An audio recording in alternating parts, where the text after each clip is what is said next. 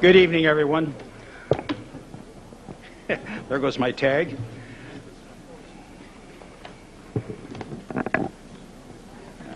I'll just hold it. Let us stay seated and please bow our heads.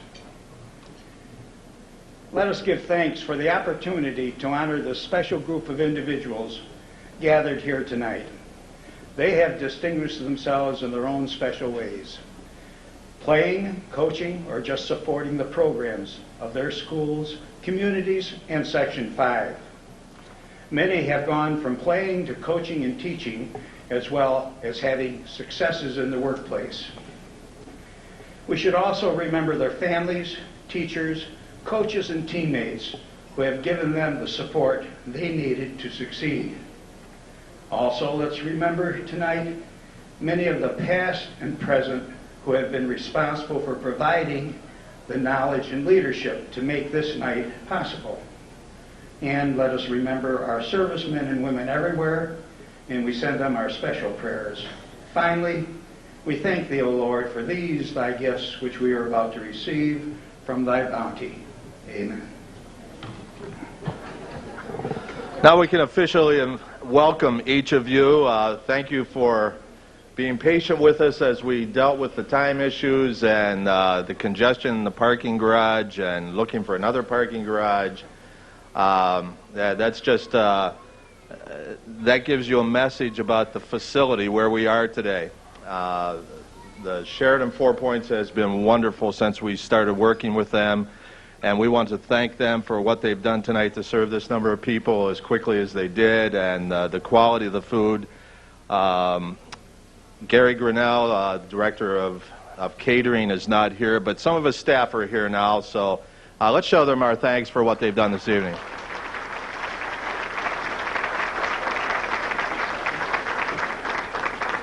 My name is Glenn Harkins. I'm on the Boys Basketball Committee and Director of Media and Public Relations. I've talked to a lot of you over the phone over the last couple of months, but want to welcome you personally, and we're looking forward to some exciting stories and acceptance speeches tonight because we have a great group here.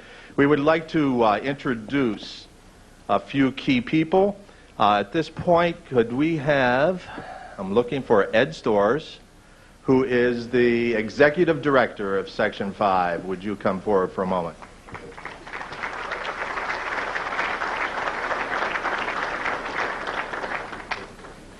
It's my pleasure to welcome all of you. I get an opportunity at this point in time to thank the efforts of the Selection Committee, with Freddie Hermanson heading that up, and our basketball committee with Jack Burficato heading that up. Those people who run these sports committees make us look awfully good, and a function like this is a perfect example. On behalf of the Athletic Council and the Executive Committee of Section 5, we'd also like to congratulate all of the inductees that are here and those that have been inducted in the past that are here. That's a good turnout as well. So again, we hope you enjoy the evening, and again, thanks to everybody who had a part in this.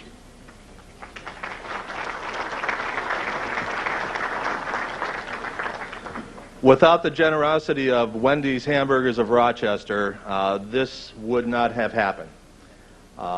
Several years ago, Doug Westcott, who was our boys basketball chairman, had a vision of starting a Hall of Fame. And unfortunately, he left us before it happened. But several of us chose this as our tribute to him. And we want to make that public tonight.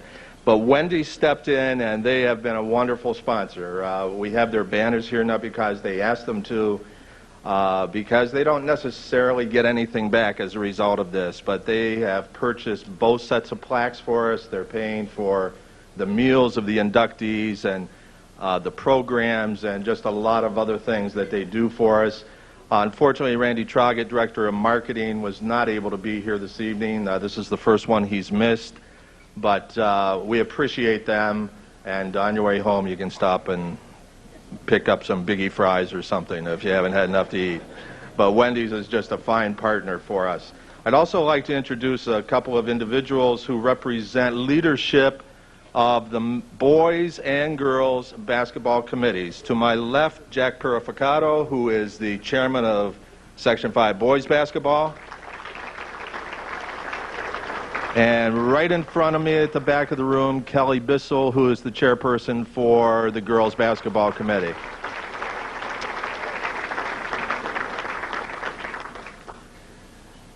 We also have some other very special guests here tonight. And before tonight, there are 50 people who have been inducted into the Hall of Fame. That doesn't mean that they are better than those who are here tonight. We have said from the very beginning, and we made it public in the papers, those who wanted to print stories about it, that we believe very strongly that those inducted in the first 5 or 6 classes all could have come in together. So some of you are here whose names have been on the board since day one, and we want to introduce and recognize some members of the Hall of Fame who are with us this evening. And if you could just stand and give a wave as I call your name. A prolific scorer who once held the Section 5 career scoring record, currently a financial consultant in Rochester, Honeoye Central's own Ralph Angelo, back here to my left. The holder of all Section 5 women's basketball coaching records from his coaching days at Greece Arcadia and Athena, and also a member of the New York State Basketball Hall of Fame, Mr. Alan Best.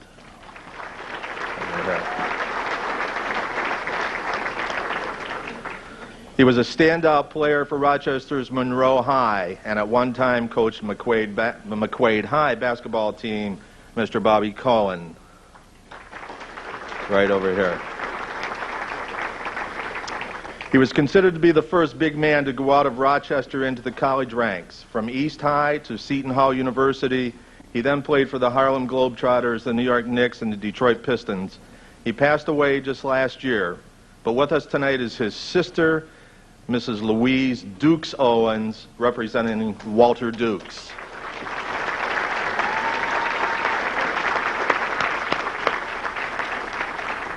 And I have to share this. She didn't ask me to, but I want to. Ms. Owens is an artist, and a very good one. This evening, she gave me this drawing that she did of her brother, Walter, and it's a very good likeness from everything I've seen. There are some other things. There are some other things in the back on the display table that while I'm thinking of it, it'll stop having to go back to it later.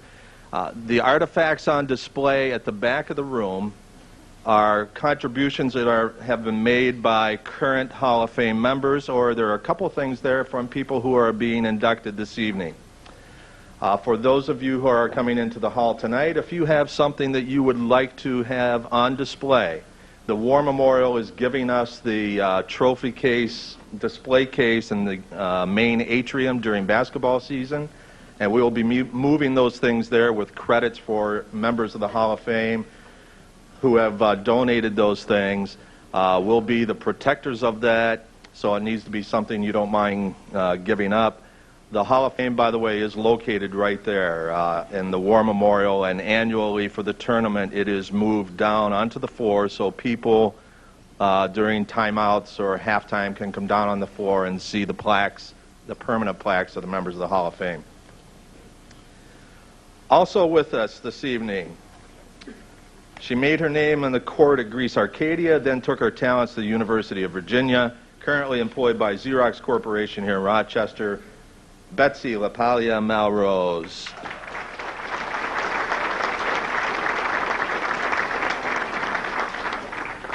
He was both an accomplished coach and role model for years at Rochester's East High. Though he has passed from us, he is memorialized annually by a summer youth tournament which bears his name. He's represented tonight by his sister, representing Salvatore Sal Rizzo.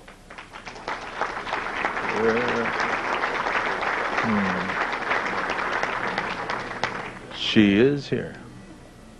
Okay, there she is. Sorry, missed you.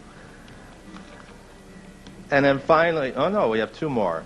She played her ball at Palmyra Macedon before continuing to talents at Nazareth College. She continues to make her home in Palmyra, Tracy Vanderwall Shoemaker. Back there. We really can outdo that music next door, I guarantee you. And then finally, she was the driving force as girls' athletics emerged in the 1970s and served as chairperson of the girls' basketball committee for many years. Retired from her job as AD at Batavia High and living in nearby Peffard, New York, Nancy Viola.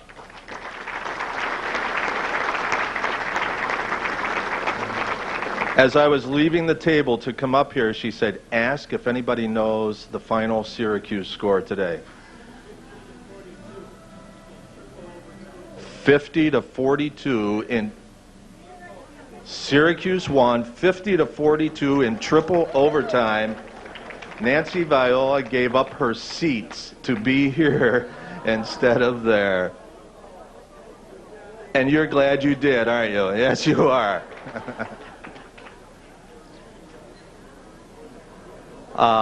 Also want to recognize, will be introduced, but a special thanks from the committee to Jeff Van Gundy. It's good to have you back home, and we appreciate your spending some time with us, and your wife, Kim. Thanks for coming tonight. At this time, for a couple of very brief introduction or remarks by Mr. Fred Hermanson, Chairman of the Selection Committee.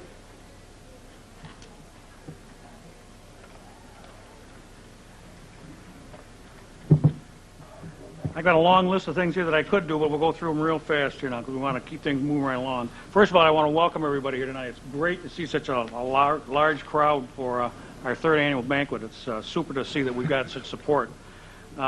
We wanted to acknowledge Wendy's. Glenn's already done that, but we really couldn't do this without their work, and I too wanted to add my thanks to them. Mike Catalana, he's our MC for the night. He also has put together the video that you saw on the back, or some of you had an opportunity to see, that montage that takes a lot of work, and Mike, we appreciate that. Our Hall of Fame committee members, I'm going to read them real fast. Just stand up when I read your name. Those that aren't here obviously can't, but beside me, Glenn Harkins, Jack Perficato down here, Jody Schmelk, Kelly Bissell, Ted Bondi, Pete Schreiber, Mike Catalano, John Moriello, Frank Williams, Roosevelt Bowie, Betsy Melrose, and Tracy Shoemaker. That's our committee to this point. And I'd like to announce tonight that each year we try to bring a couple new faces on to bring some new blood to the committee. And we've asked Courtney Romiser and Jeff Fitch if they would serve for us for the next 3 years, and they have agreed to do so. So we welcome them to our committee as well.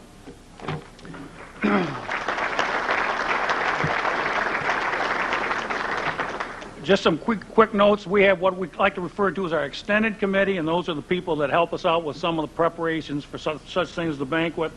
V.H. Lang, George Visco, they put a lot of time and a lot of hours in helping us with our plaques and getting to us on time. In fact, I think some of our stuff just got to them late last week, right? Friday. So, I mean, they really went to great lengths to get that stuff back to us. Rochester Business Services and Dan Cordero, they were the ones that put our programs together for tonight. I don't know if Jeff Calkins made it tonight, but Blue Cross Arena, as we mentioned earlier, that's where the hall is located, and they do a super job for us, and we really appreciate that. One other person I wanted to specifically single out, and that individual standing behind me here, Glenn has done the majority of the work on the hall banquet this year. He's the one that does a lot of the research to put together the information on the plaques and on the scripts. And I know he works countless hours because he and I were working until 2:30 this morning just trying to get the last of these things put together for you. So, Glenn, I really want to thank you for all you've done for us this year.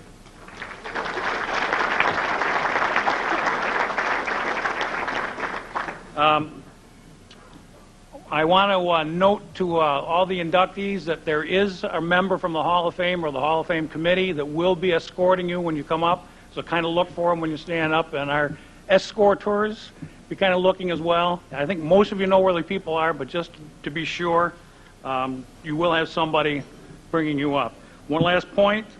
We do have nomination forms available tonight. We'll have some at the back table, and Betsy LaPaglia, who's our committee secretary, will have some over at that table as well. So if you're interested in nominating somebody, by all means, we encourage you to do so. Thank you very much. Now we're going to get right to the reason you're here. You don't want to hear any of that anyhow. So I want to bring up Mike Catalana. Mike Catalana, News Source 13, sports director, sports anchor, all-around good guy. This year is substituting for Tracy Bush, who was here with us last year. But Mike has become a very good friend of Section 5 basketball, and we thank him for being available. Thank you. All right, thanks, Glenn. Nancy, don't worry about that Syracuse game. 50-42 in overtime sounds like a dog of a game anyhow. Probably didn't miss much. Triple overtime, right? This is a great night, is it not, to celebrate basketball and to be here with all of these great players and coaches and people who have contributed to Section 5. It had to be a thrill to get that phone call to say you are going to be a Hall of Famer. I recently got a phone call from my alma mater, St. Augustine in New Jersey, asking me to be part of their Hall of Fame celebration. So that was something. Of course, it was nice. Oh, thank you. Yeah, thank you. It would have meant more if they were actually inducting me into the hall instead of just asking for a donation, but they did call me, and they didn't forget me, which is nice. It's nice if they don't forget you. We have been trying to upgrade this event as best we can. People are starting to take notice. It is just the third year. But a Hollywood celebrity actually wanted to be here and help us work the event tonight, but we didn't think it would be appropriate in the coat check room to have Winona Ryder. But she... Huh? You got that one, huh? You can laugh all night at my jokes. All right, thank you. But we are trying to have fun, and you know, with Winona, it's timing. Everything is about timing. All in life is timing, right? She had some bad timing that night, right? Speaking of timing, Jeff Van Gundy's with us. Coach, great timing getting out of New York, huh? I'm not going to say the Knicks are bad, but I heard they just signed Woody Allen to a 10-day contract, okay? So, but the Knicks loss is our game this evening. Jeff Van Gundy is here with us tonight. He played basketball at Brockport High School, where he was named to the Super 15 squad from the Rochester Times Union. He graduated, went on to Nazareth College, where he played there until 1985. And for 1 year, he coached at McQuaid Jesuit High School. In '86, he left Rochester, became a graduate assistant with Rick Pitino at Providence, stayed in the college game until moving to the Knicks as an assistant, and on March the 8th, 1996, Jeff Van Gundy was named the 18th head coach in Knicks history. During that time in New York, led the Knicks to 242 wins, including a trip to the finals against the Spurs. He currently works as an analyst for the TNT Network, and he is with us tonight. Please welcome Jeff Van Gundy.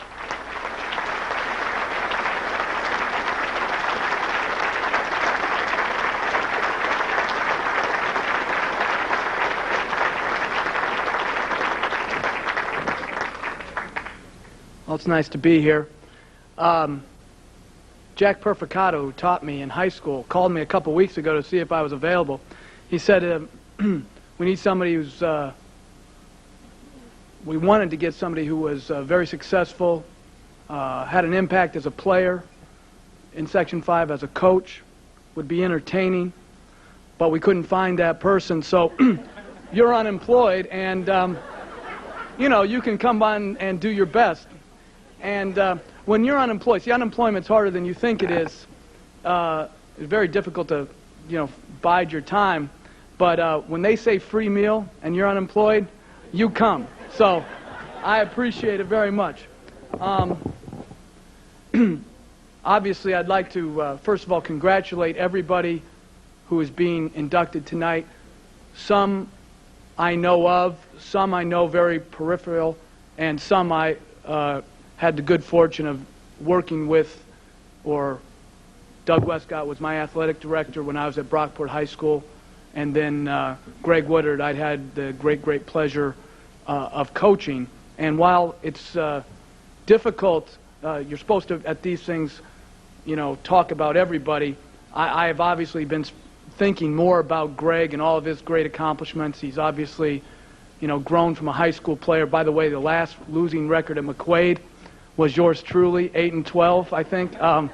They've gone on to accomplish some great things under Joe Marchese, but I've given a lot of thought. And I was telling Jack Perficato, who asked me if I could, you know, share some of those thoughts. He said, all I want you to do is set a good example.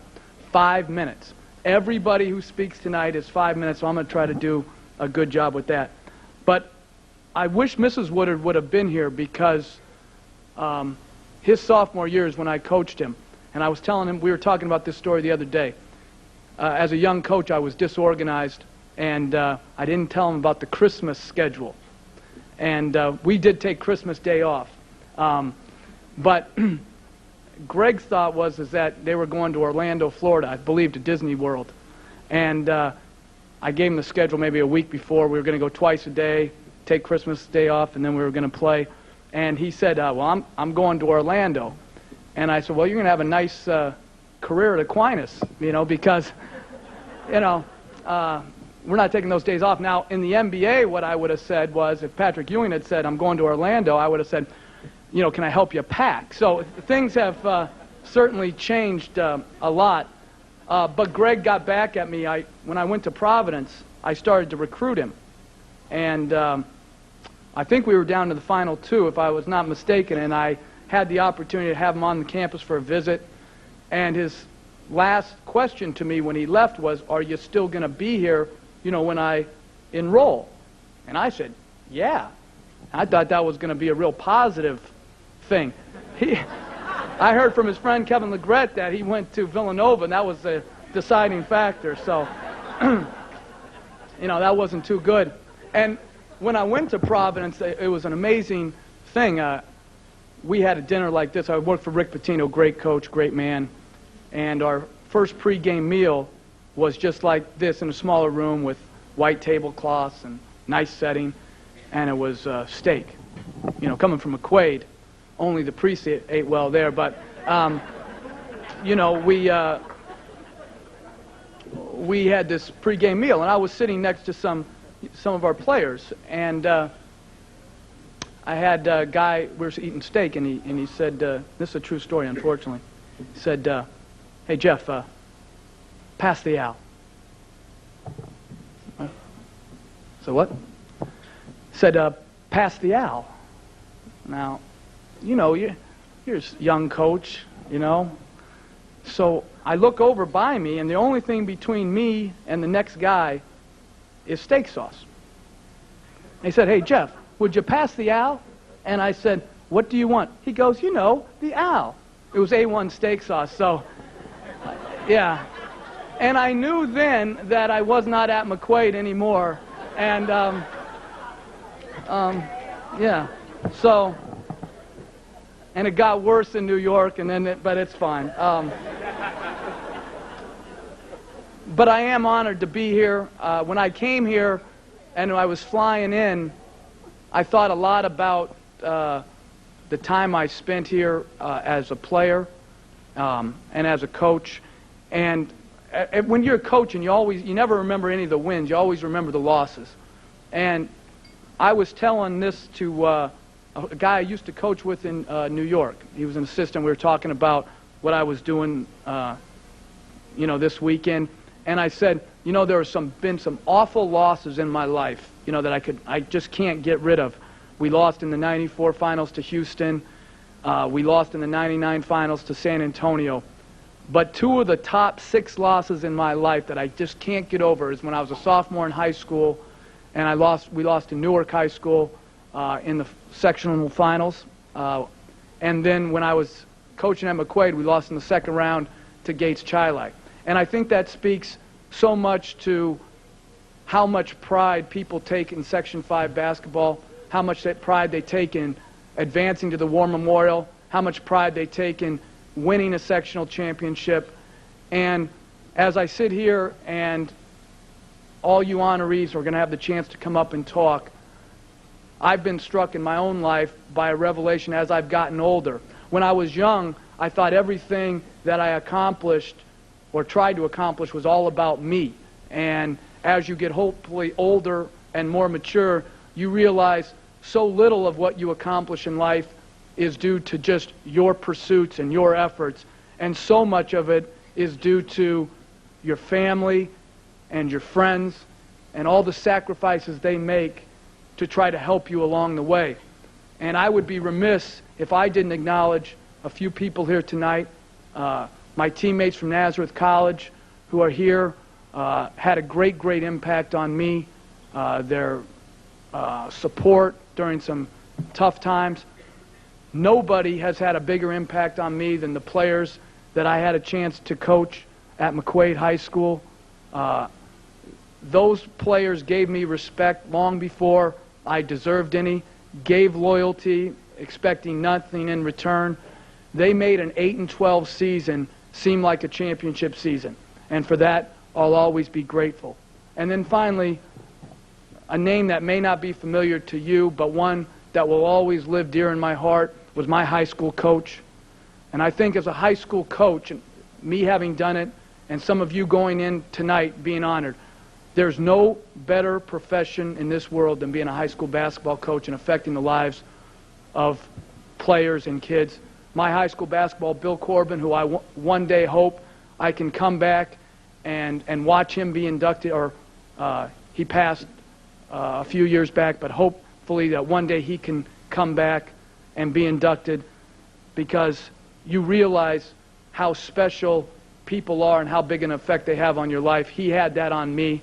Unfortunately, I didn't take the time before he passed away to say thank you to him as often as I should have. I hope tonight, when you are inducted, you honorees who have accomplished so much and done such a great job, that you do take the time to thank those who have been so special to helping you achieve what you've achieved tonight. And so I thank you for letting me be a part of your night. I'm honored to be here. I'm honored to be a part of Section 5 basketball. And if you need a pinch hitter and you're offering a free meal, I'm your guy to speak the next time. So thank you very much.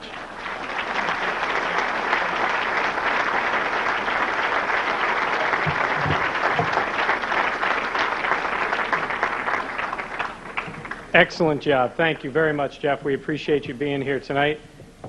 Good idea to give them off on Christmas Day at McQuaid, though. We'll have to remember that in the future. We will begin with the inductees for this evening, and our first inductee tonight is David Doyle. 1939 graduate of Hamilton College. He began his teaching career in 1940. Superintendent of schools at Kendall for 25 years. His Section 5 involvement spanned more than 40 years, with roles as president, treasurer, and multi-year membership on the executive committee. After his retirement as treasurer in 1984, David served on the boys basketball committee for 13 years. He was the first winner of the Mark Vienna Memorial Service Award, and he and his wife Muriel spend their time in Kendall, their winters in Florida, but always find time to come back to the special Section 5 tournament. Now, he is unable to be with us this evening, but a longtime friend of Section 5, Paul Thoth, is here this evening to accept the honor for the newest inductee, David Doyle.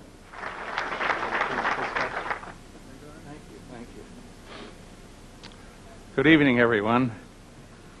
I am speaking on behalf of David Doyle, and I'm not sure whether I was selected because of my proximity to his age or what. So I look around, I thought I was maybe the oldest one here this evening, but I see a few fellows over that way that could be a little bit older.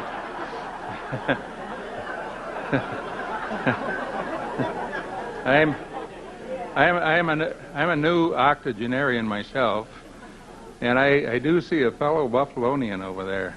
I know he's older than I am, Al Serby.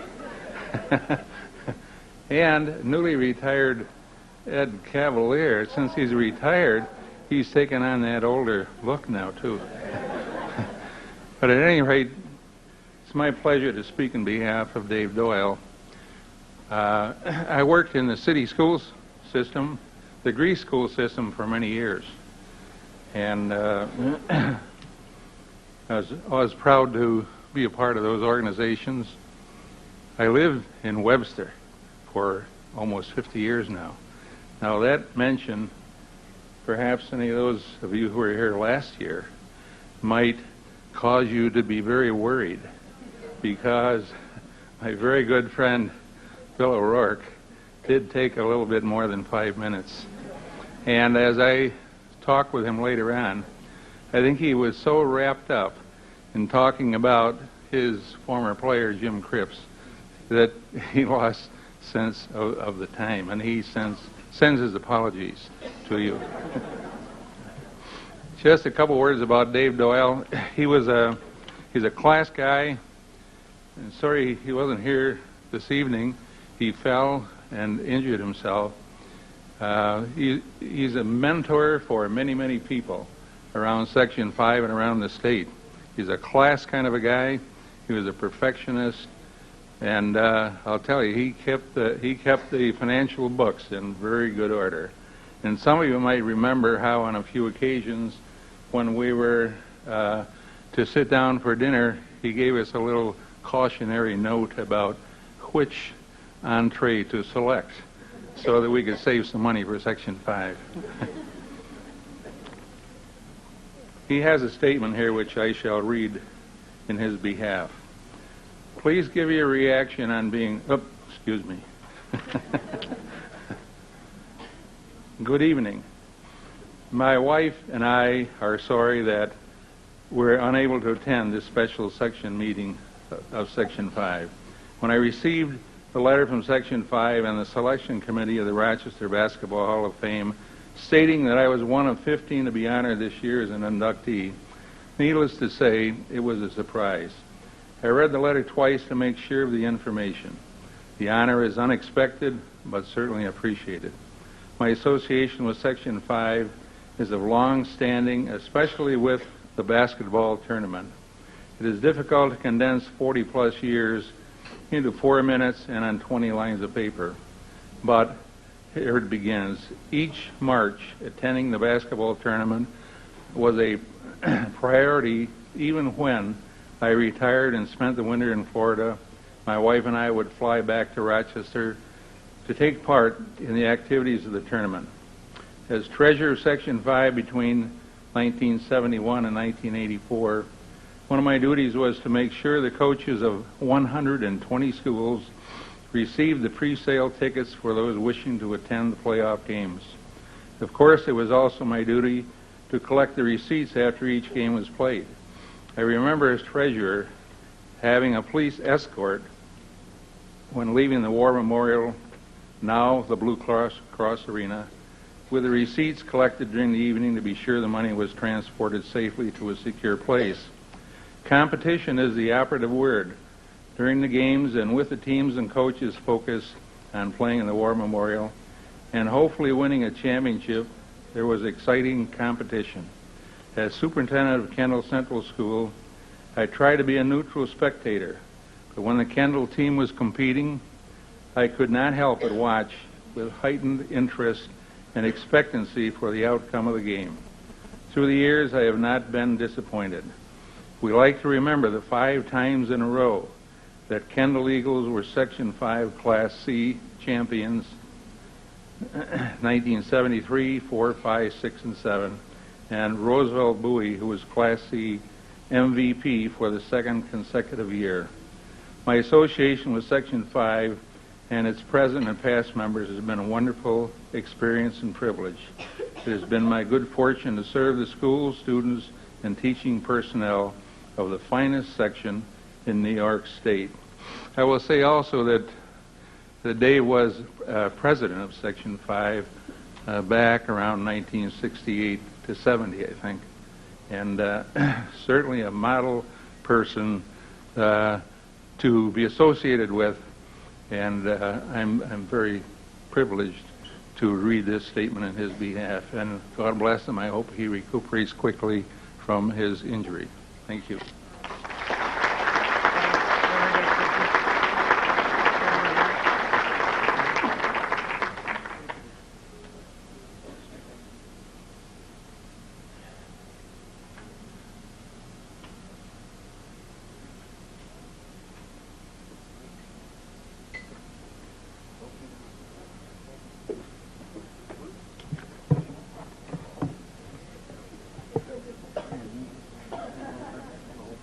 The whole thing down this way? How's it? Okay. A little more room. Okay. Our next inductee from the Administrator Coach Division is Charlie Miller. If we could have Charlie and his family come up, please. A basketball coach for 18 years, including 12 at Pittsford Central, where his teams won 10 league titles and Section 5 titles in 52 and 56. Athletic director at Pittsford, he joined the boys basketball committee in 1967, where he developed the seeding system for the tournament and the voting system for the coaches of the year in all tournament selections. Along with Bill Farrell, he was instrumental in reviving the state championships and bringing them to Rochester in 1978. Athletic Director of the Year in '83, elected to the Pittsford Hall of Fame in 1990. He and his wife are the parents of 5 grown children, and his daughter Anita will make the presentation and acceptance this evening. The next Hall of Fame member, Charlie Miller.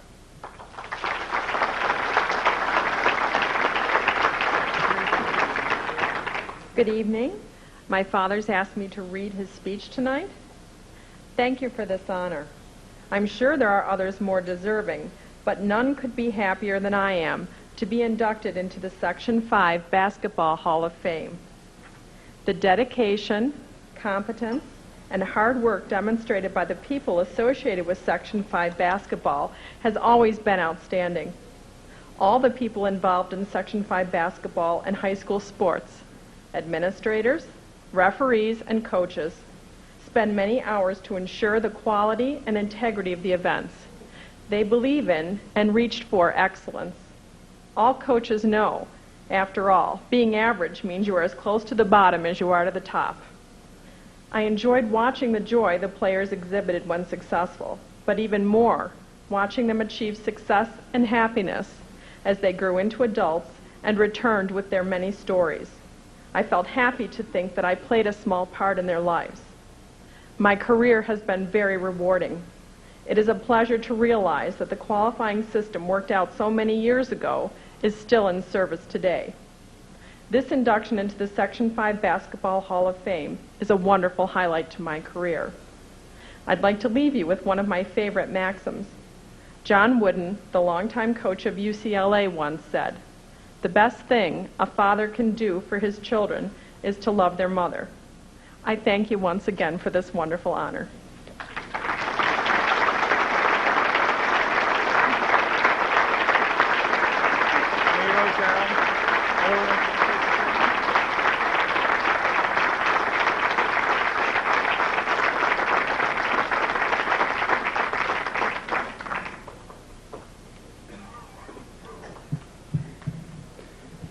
Thank you.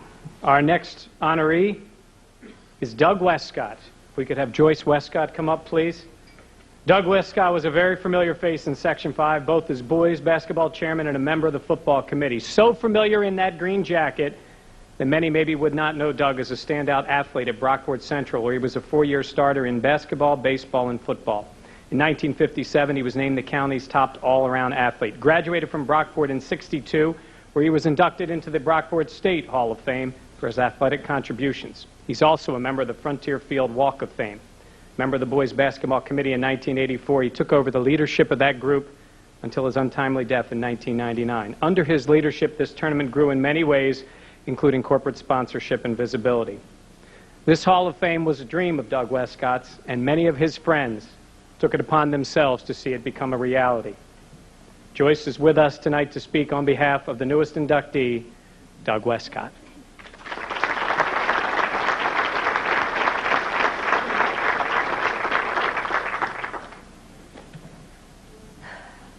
Well, I'm not very good at this, and it's not going to be 5 minutes.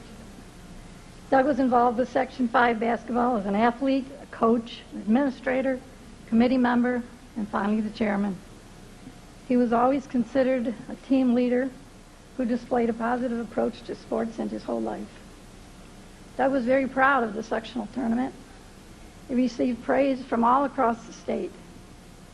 He surrounded himself with good people who were dedicated as he was to doing it for the kids.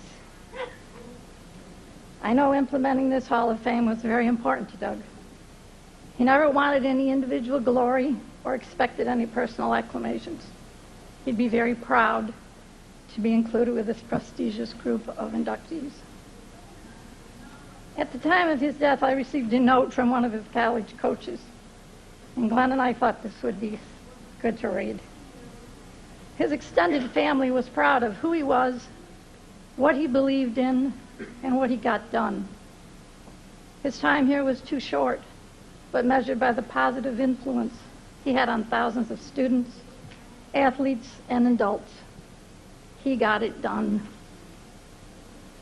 We all wish Doug could be here to receive this honor, but since he can't be, I'd like to thank the committee for selecting him and accept it in his memory.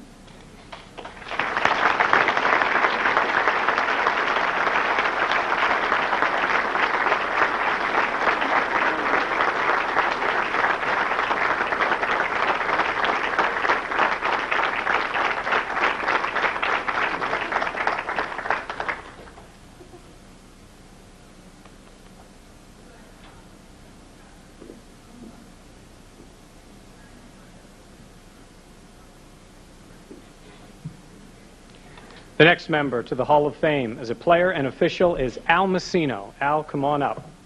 A 1946 graduate of East High, where he led the team to a Section 5 title, named to the All-City and All-Sectional squads of the team known as the Miracle Kids of Basketball, named to the Section 5 Diamond Anniversary Top 50 All-Time Players list in 1996, played 4 years at Canisius, then professionally in the NBA for the Royals and the Syracuse Nationals. Highly regarded official for 35 years, including many sectional finals. He coached for 16 years, including the 1964 Class AA title in 1964. He remains in basketball as a volunteer coach with the East High girls program. He and his wife Lorraine continue to reside locally, and he is with us tonight, a new Hall of Famer, Al Messino.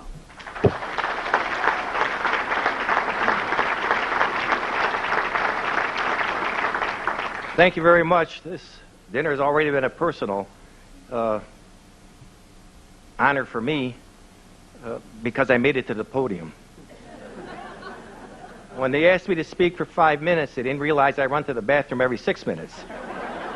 So when I get through with my speech, get out of the way.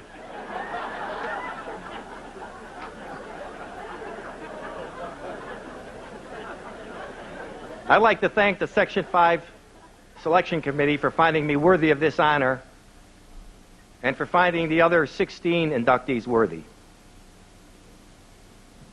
After listening to my introduction, it appears that they've said it all. So I'm going to have to borrow a phrase from Paul Harvey, and now the rest of the story.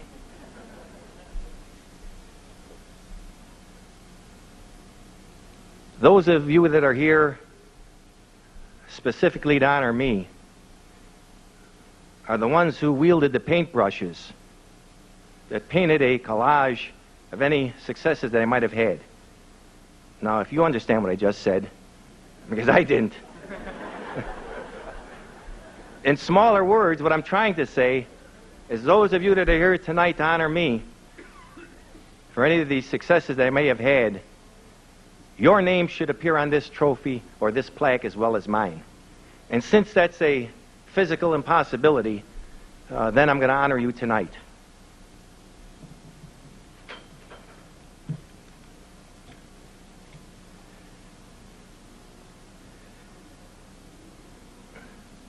I didn't tell the selection committee that it was all number 9 school playground, and that I was all Baden Street settlement, and that it was all Lewis Street settlement, I was all JY, and all Central Y. Now, you know I'm being facetious, but the fact of the matter is that's where I learned how to play basketball. That's where my neighbors, who were also my friends, learned how to play basketball, and they became my teammates at East High School. And that's where it all started for me 56 years ago. Don't add it up.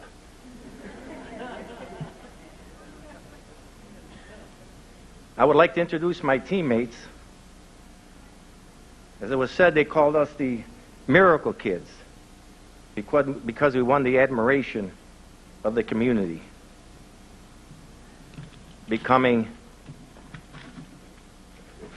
we came from far behind to win the 1946 Section 5 championship, beating Geneva in the finals at the Edgerton Park Sports Arena, the home of the then Rochester Royals. And what a thrill it was to play on the same floor as the pros. Now, how many of you here remember the Edgerton Park Sports Arena? Let me show of hands.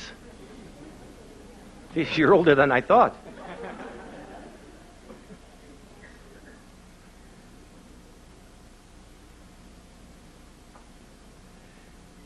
At Eastridge High School back then, I want you to know that we wore these wool uniforms with moth holes. They had 2 horizontal lines across the chest, and in between was a purple E. But let me tell you, my teammates who were in those uniforms could really play. I was told that East High School was the first school to be built in the city. These uniforms were from that first team.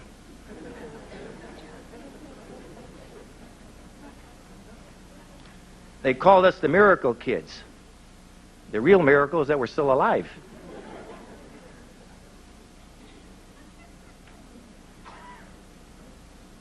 Our first 5 that are here tonight, and our 6th man. What do you think of that? Please hold your applause until they are all standing, because that may take a while.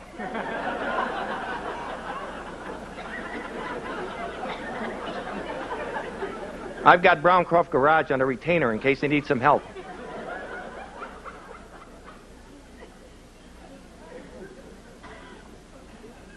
I'm going to introduce my teammates using today's terminology for you young fellas in the audience. At point guard, the number 1, we had Julie Lee, who then was called Julie Legumsky. Just please stand, Julie. At the shooting guard, or at the number 2, we had Ron Schuber, except he didn't shoot.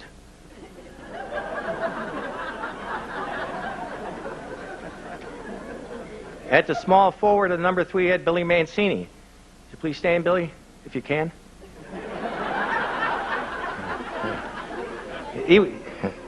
He was our shooting guard, and he was sort of reluctant to shoot. I was at the power forward at the number 4, and I took all the shots.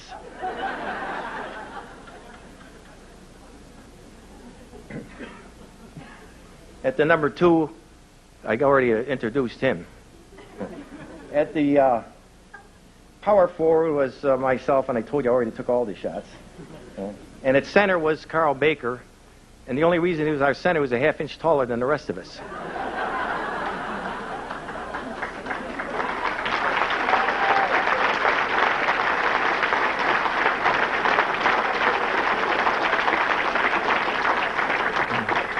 I made a deal with Carl Baker. If he passed me the ball, I'd marry his cousin. He kept his end of the deal, and I kept mine.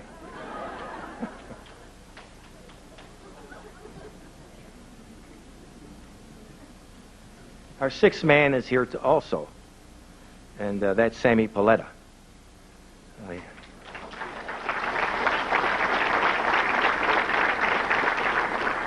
He was so skinny in high school, he was just a freshman, and we played on that large space at the East Main Armory because we didn't have a court at East High School.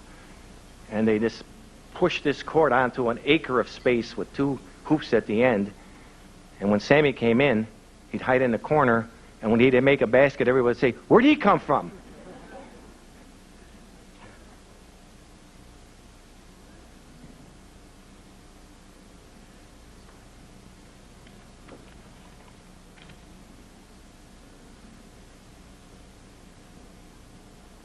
We still meet somewhat regularly. And the last time we met, we were talking about our team, and we talked about winning the Section 5 championship, and all of a sudden we won the state championship. They didn't have a state championship then.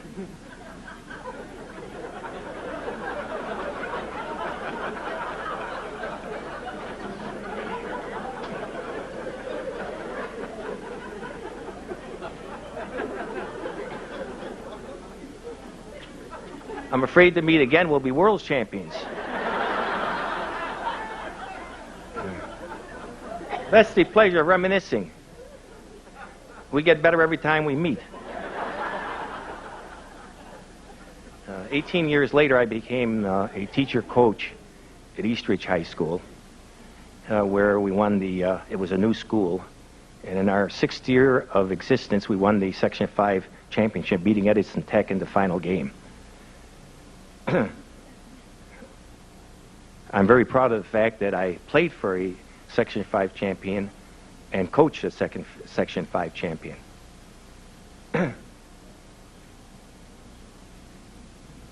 They call that team the Cinderella Kids because they came from far behind to win that championship. The thing they had in common with the East High team is they both played with one personality when they were on the court.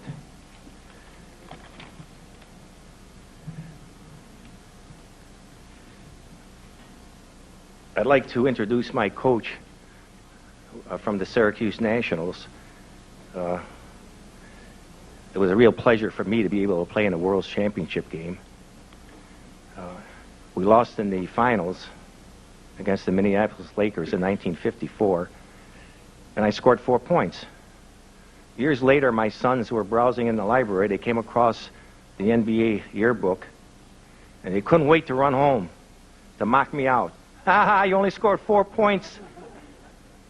I told them that was before inflation. And I worked my butt off for those 4 points.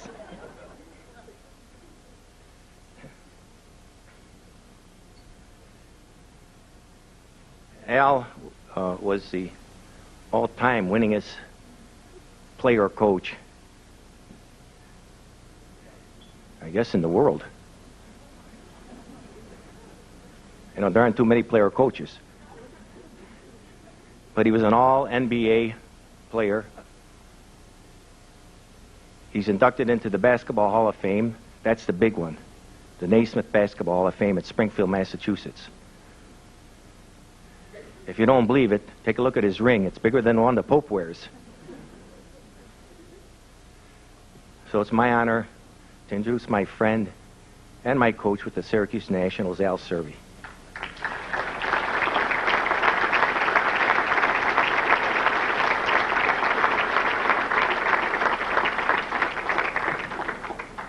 At this time, I'd like to introduce my family and thank them for their support and the tolerance they showed when I was not at home as often as I should have been due to my career.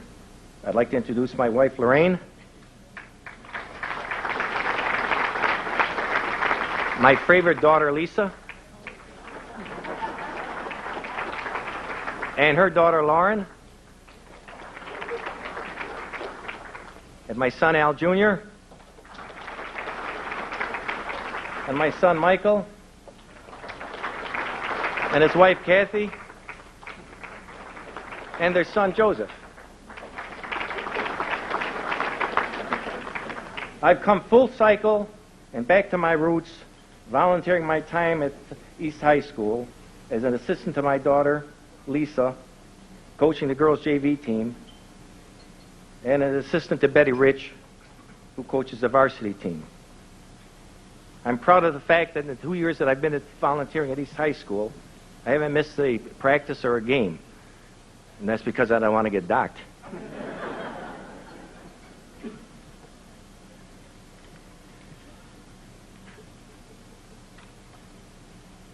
In conclusion, and you were waiting for that. In conclusion, I'd like to thank the Section 5 for giving me my start 56 years ago. I hope that over the years, I've given something back. Before I leave, I would like to acknowledge that the East High people came to honor me, and the Eastridge High School people came to honor me. And I feel very good about that. And then my best friend from Chicago, he came to honor me. We were born next door to each other. We're a month apart. We went to number 9 school together, East High Annex together, East High together, and Canisius College together. From Chicago, Art Nasser.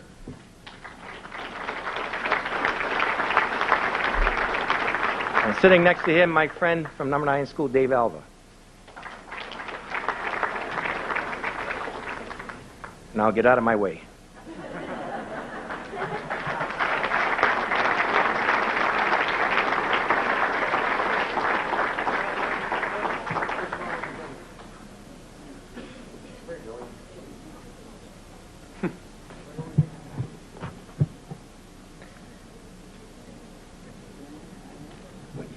You can keep it. It's all yours. Great job. Thank you. Thanks, Al. And if you'd like to hear more from Al, he's doing 2 shows nightly at the Comedy Club downstairs. So go check him out. He's some good material there. We'd like to bring up our next inductee, Mauro Panaggio. Member of the Madison High Class of 46, a varsity athlete, basketball, football, baseball. Captain of the basketball team his junior and senior year. All-Scholastic twice. Leading scorer in the Rochester City League in 1945. Played collegiately at Brockport, where he was team MVP all 3 years at the school. 14-year high school coaching career at Wellsville, Franklin, East High, and Rush Henrietta. He won 2 sectional titles as a high school coach. Coach at Brockport State, where he went to the Division III Final Four twice. Coached professionally in the CBA, where he was twice named the Coach of the Year. Please welcome the newest inductee, Mauro Panaggio.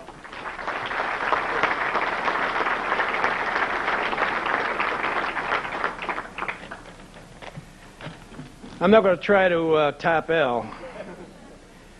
You're lucky, too, because if I started introducing my family, I got 6 kids and 24 grandchildren. So we'd be here quite a while. I'd also like to thank Nancy, even though she missed the Syracuse, Virginia, yeah. I'm often asked, where were you born? And I'm kind of, well, shall I say Rochester, or shall I tell them I was born in Peffard? So, being here tonight, I'm glad somebody else is from Peffard.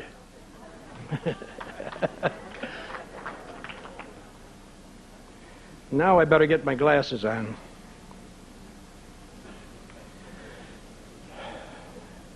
My first reaction to being selected to Section 5 Hall of Fame was, my goodness, you mean they still remember me? Because it goes back so far. And Al, those Will jerseys were really itchy, weren't they?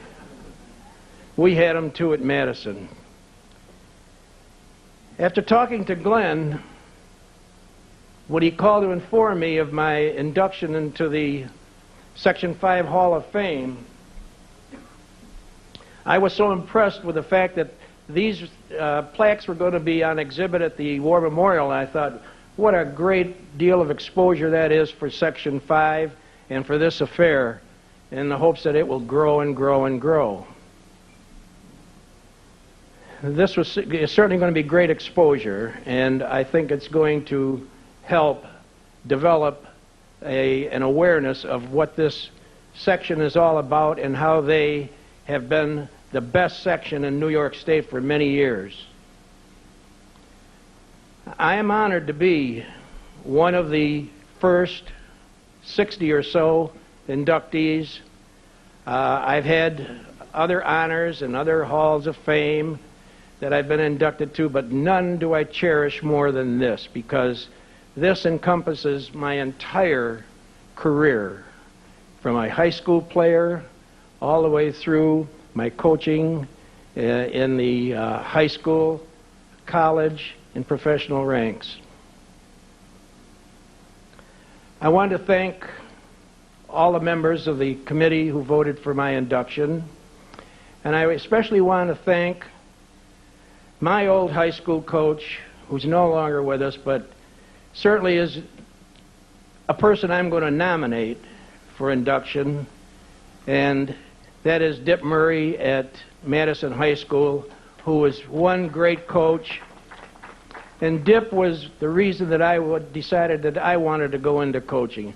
I so admired, and I was telling my grandson just the other day, you know, when my coach in high school told me that I had to be in bed by 8 o'clock and that I had to eat a certain thing for breakfast that day, next day of a game, I did it. And I'm trying to get across to him that you listen to your coach, because he's going to give you good advice. And I wanted to thank all the coaches who I competed against over the years, because they certainly are a part of what made me what I am. And I took so much from those coaches that I competed against that I think it certainly was one of the factors which was a reason for some whatever success I had in coaching. I want to thank all the players who played for me, because without them, nobody would know anything about me, because I probably would have been out of coaching a long time ago, because they went out and gave everything they had and won for me.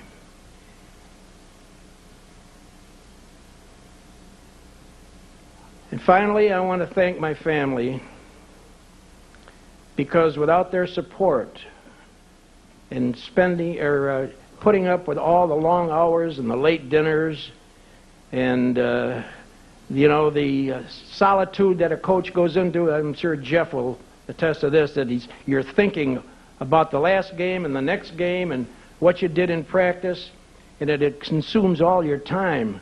And they had to put up with all that. And especially I want to thank my wife, who's here with me tonight. Rita, would you stand up?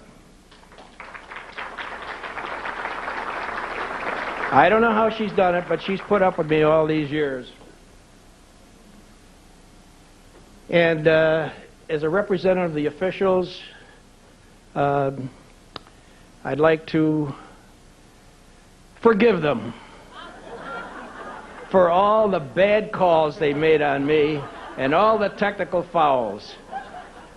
Again, thank you so much for honoring me with this great honor, and may this affair grow and grow and grow. And I certainly hope to be back here again at the next meeting. Thank you.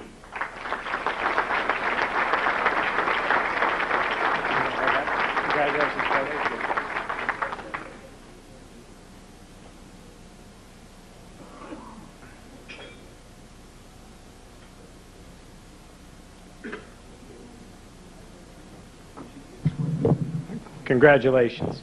Now we have reached the Fitch family portion of our program this evening.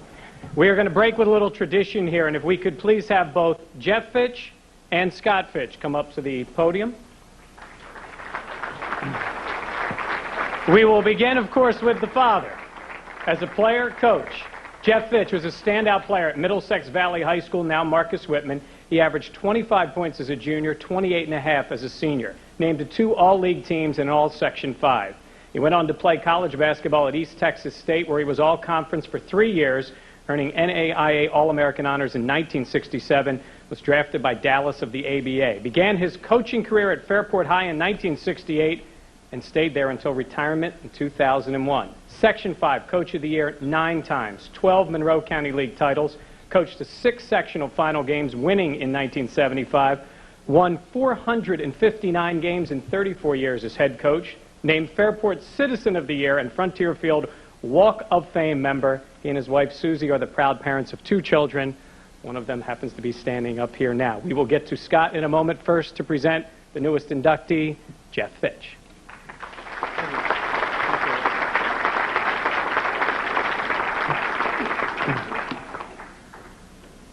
I think table number 29 over there wanted to hear my retirement speech that I gave about a year ago. I think it only took about 20 minutes, but they said it was like an hour and 20 minutes. I don't know. So anyway, I will not bore you with that. This is such an honor, and obviously you do not get here without a lot of other people. I'll start out with Mom and Dad, who both have passed away. Back in my 3rd grade year, they put a new floor in our barn down in Rushville. It's a big metropolis, in case none of you have heard of it. It's just outside of Canandaigua. Anyway, I used to think that that was such a great deal that they put up lights for us, and so we could go out there and play year-round. And then I got to thinking, as I got older and got married and had some kids, that probably what they were doing is just to get us out of the house.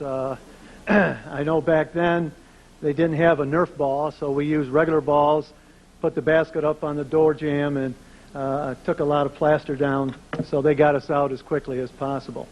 Dad, also an English teacher, would take us down, my friends and myself, and go down to the gymnasium down at school, and he'd be sitting up there on the stage grading composition papers every single week. And of course, I used to ask him, why the heck do you sign them? And, well, he didn't want to hear that. Anyway, I do also want to thank the athletic director at Fairport, which gave me my start, Joe Cummings. He certainly took a chance on a very young, naive 22-year-old to coach at Fairport at that time. And I'll certainly never forget him for giving me my chance. My other athletic directors, Dave Martins, who's not here tonight, Don Santini, and Jim Zumbo, obviously they put up with me for the duration, and I certainly appreciate that as well. You know, coaching 33 years here in Section 5 gave me the opportunity to coach against a lot of great coaches. Being 22, I thought I knew a lot, but obviously knew as the years went along, I really didn't know a whole heck of a lot. Three coaches in particular that I got a lot out of, learned from both on and off the court for different reasons. John Baines Sr. Was one that always, I thought, got a great deal out of his talent. And I know his son is here tonight, and that would certainly hold true, that there wasn't a lot of talent there, but his dad did get a lot out of him. And John Jr. is here, and he beat us in a game, so I've never given him for that. Sel Rizzo from East, who obviously his teams always played extremely hard, and if you weren't careful, you could never run your offense against his teams. And he was one of the greatest. And also Bill Corbin, who I thought was a pure student of the game, and I learned a lot from him, watching him. And of course, when we played his teams, if you didn't bring your A game, you were in for a loss, that's for sure. I would like to thank my coaching staff over the years, many of whom have been with me for 15, 20, 25 years. And I certainly want to thank them for all their loyalty and dedication. And really, they are the ones that I think made Fairport consistent. At the varsity level, you get everything that they've done for you. And certainly over the years, they were very instrumental in Fairport, I think being consistent as the years went along. To the Fairport school and community, they are the best. And if you don't believe that, those 6 tables over there will tell you that. They have been with us, win, lose, it didn't matter. They were always there supporting us in all different ways. And I certainly appreciate that. And I've always told my players that I never wanted to coach anywhere but Fairport. I thought that because of the community and the school, that was the very best. And I think the players now, looking back, will agree with that. To all my players, having coached 33 years, you don't stay 33 years unless you're enjoying yourself. And I think I've had a lot of great players, and I think even more than that, I've had great people play for me. And very unusual, I think, that coaches can say, I truly enjoy going to the practices. The games, obviously, are the big highlights, but the practices I truly, truly enjoyed throughout the years. All the Syracuse games we used to go to as a team, our Saturday morning practices, which I don't think they liked a whole lot, but summer camps and even the jellies that they still talk about, and our big celebration at the cottage every year was always a highlight, at least for me. I only hope that they learned half as much from me as I did from them. And one thing in coaching I never realized when I got in it was that the relationships last far beyond their senior years. In fact, as I'm happy to say tonight, they last a lifetime. And I'm very close to a lot of them, and they're the best. I love you. My family, obviously, Scotty up here. My daughter, Mandy. Mandy, stand up, please. They sacrificed a lot. Being the coach's kid is not easy, or at least that's what they told me. I'm certainly extremely proud of all their accomplishments up till now, but I'm most proud of the type of individuals that they have become. That, to me, is the most important, and I love you guys very much. And to my wife, Susie, Susie, please stand up. Oh, got to stand up. You know, I said I coached 33 years here. Actually, I've coached 34 years. My first year was graduate assistant at East Texas State University. And it was very important that I get back for summer classes so I could get my master's and be able to teach the next year and hopefully coach. So in order to do that, we had to get married on graduation night, which my wife was not too thrilled at. But anyway, we got married, had a great honeymoon. I won't go into that. And we came back and moved into the married housing there at East Texas. And, oh, maybe I should go into that. No? Probably a lot more interesting than this. Anyway, little did we know that I was on the road recruiting for my coach 23 of our first 30 days of marriage. So you talk about sacrifice. My wife knows a little bit about sacrifice. 35 years and counting. She's been there for everything. And I truly want to thank her for allowing me to live my dream and to enjoy every minute of it. And I'll never be able to repay her. And I love you very much. And, you know, when you get into coaching as well, you don't think about awards, especially a Hall of Fame induction. And it's very humbling, and yet it's very thrilling. And to be able to go in with my son, it is truly amazing. So I want to thank the committee for a night and a memory that I'll never, never forget. Thank you very much. Stay right there, Coach. I'm going to talk about your son. We'll have Coach stay right there. We'll talk about your son. Scott Fitch was a star player for the Fairport Red Raiders. In his senior year, averaged more than 20 points a game, named All-County, All-Greater Rochester, and 9th Team All-State. At SUNY Geneseo, he became the school's all-time leading scorer, 3-time Division III All-American, and in 1984 was named the Division III National Player of the Year. He is the only player to ever have his jersey retired at Geneseo after college, played professionally in Spain and in the CBA, returned to town, and has succeeded his father as the head coach at Fairport High School. The next Fitch inductee, Scott Fitch. There's 94, right? Yeah, Made you a little old. yeah, I appreciate it. Don't worry about it. Honeymoon. How does that come up in the Hall of Fame speech? I don't. Unbelievable. Anyways, I'd like to thank Section 5, and you know, I think it's funny because I was looking back at all the roles that I've had with Section 5, and it started with being a ball boy, growing up as the coach's son, and spent many a days there in that, you know, in the big house, rebounding for people, and you just start dreaming about things, and then you become a player, and then I was a fan when I was at college, and now coming back as a coach, and you know, it's funny because as I've traveled around and seen different sections and experienced different things in college and pro, you see how lucky we are with Section 5 and how classy they are with everything they do. And that definitely makes it more special when you start getting inducted to a Hall of Fame of this magnitude. Dave Martins, I went and saw him today, and he was an athletic director that my dad had mentioned before and wished he could have been here. But you start hearing about all the stories that people have from Section 5.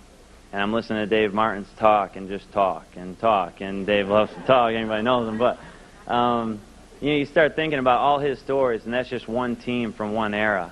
And you can't imagine how many people, you know, are touched by Section 5 sports and Section 5 basketball. So I'm honored to join the Hall of Fame and to join the classes that have been here before, as well as, you know, the class that we're going in with, which is very special to me for a lot of reasons, but Coach Messino, obviously, with the camps, and Mark Jones is ageless. He's still out there dominating everybody. It's unbelievable. And, you know, of course, Woodard with the Fairport-McQuaid matchups. And, you know, I've got Brian Keenan and Yamans and Ruffs over here wanting a rematch already. So we'll set that up afterwards. Downtown Terry Brown, you know, you name it. But it's an honor to join those names. One thing, I am glad that I got in before my dad's on the committee because I'm sick of hearing I made the team because of him. Started because of him. So I'm glad the committee waited on that one. Thank you very much. I do want to thank my teammates, more so probably myself than most of the people inducted into the Hall of Fame. I'm obviously not going to jump over people. I'm not extremely quick. I'm very reliant on my teammates. One of the greatest compliments that I've received, and also it's a goal of mine every time I step on the floor, is to make my teammates better and make your team better. And also raising the bar for them and having high expectations and taking them to the next level. And that's what I've always tried to do, whether it be a player or a coach. My last year at Geneseo, it kind of became evident that I was going to get a chance to play pro, and most of the guys at Geneseo, being a small school, weren't going to get that chance.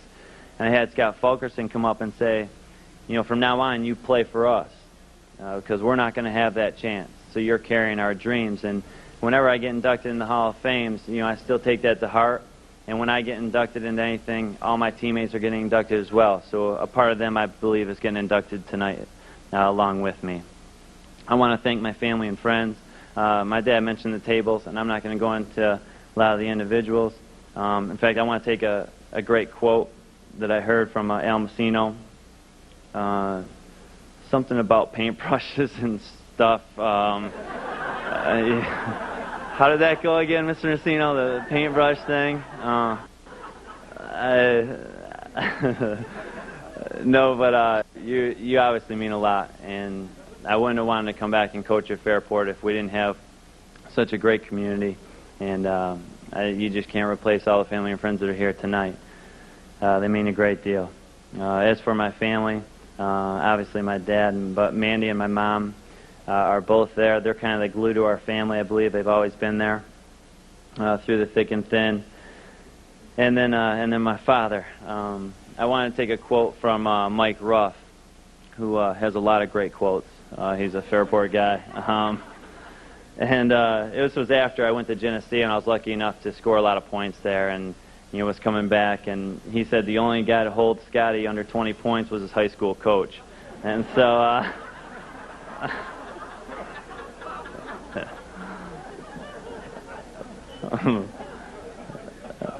honeymoon. That's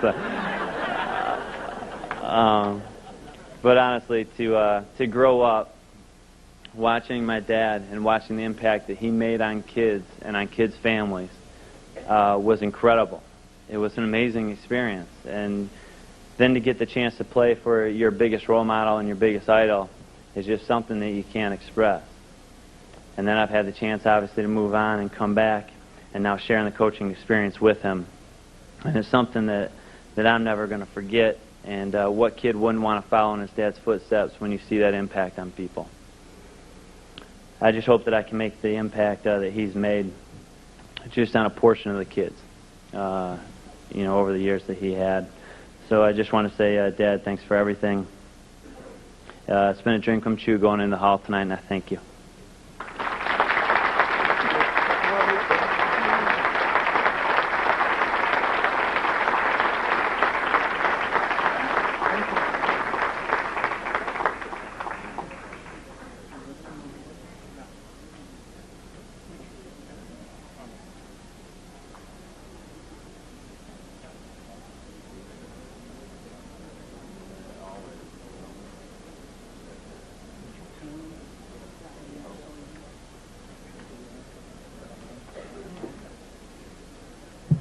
Just to mention to all the inductees, in the sleeves that hold your plaques, there is a copy of the article that was written about your induction to this Hall of